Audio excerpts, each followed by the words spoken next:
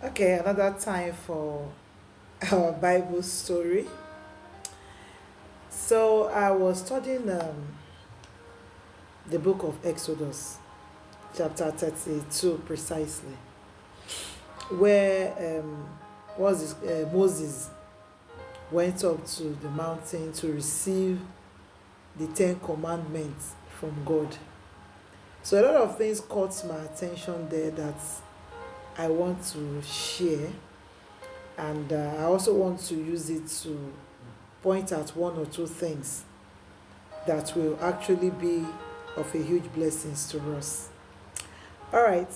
So when I started studying, I want to point out the place that actually struck me. Now, while he was on the mountain, he was there for 40 days and 40 nights. Aaron was left behind with the people. So Aaron was the one to take care of the people while Moses was away.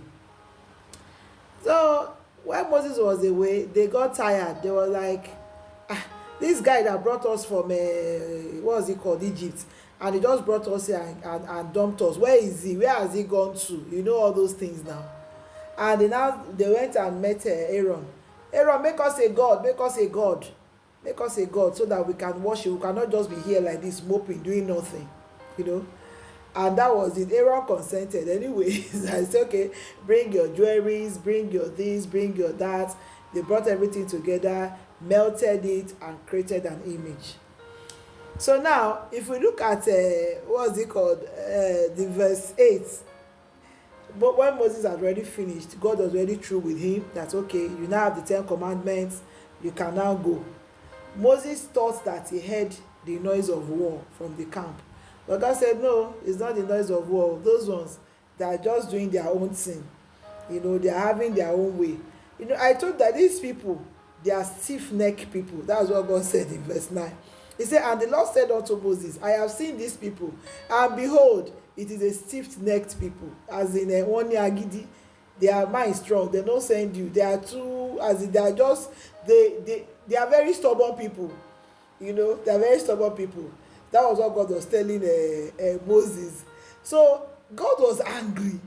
If you look at that verse 10, this story is really interesting, and I really enjoyed it, and I picked a lot of lessons from it.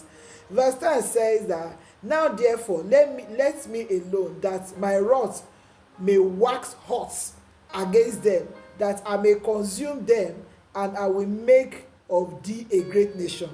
You see now, God wanted to just, he was already angry and wanted his anger to come against them. He would have wiped all of them off.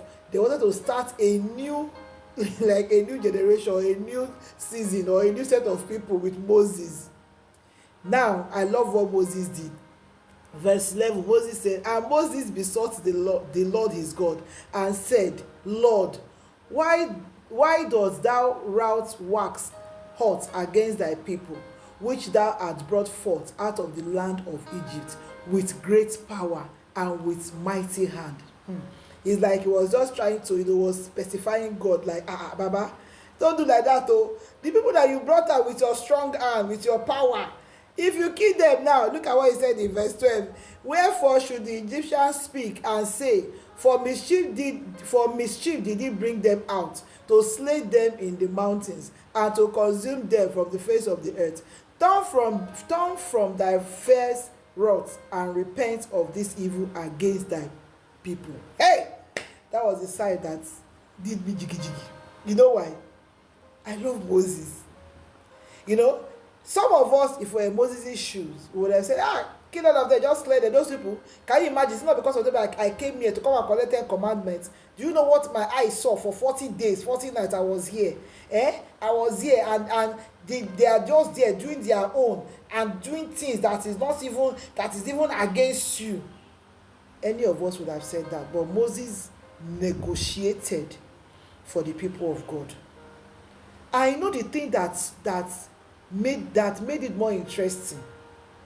He said, and he still reminded God in verse 13. He said, remember Abraham, Isaac, and Israel, thy servant, to whom thou swearest by thy own self, and said unto them, I will multiply your seed as the stars of heaven, and all this land that I have spoken of will I give unto thy seed, and they shall inherit it forever. He was reminding God, shebi it was you, Baba, that made covenant with Abraham, with Isaac and Israel. You told them you are going to multiply their seed on this earth. If you now wipe them off, okay, we know they are no longer here, but what happened to the place of your covenant? What happens to your faithfulness?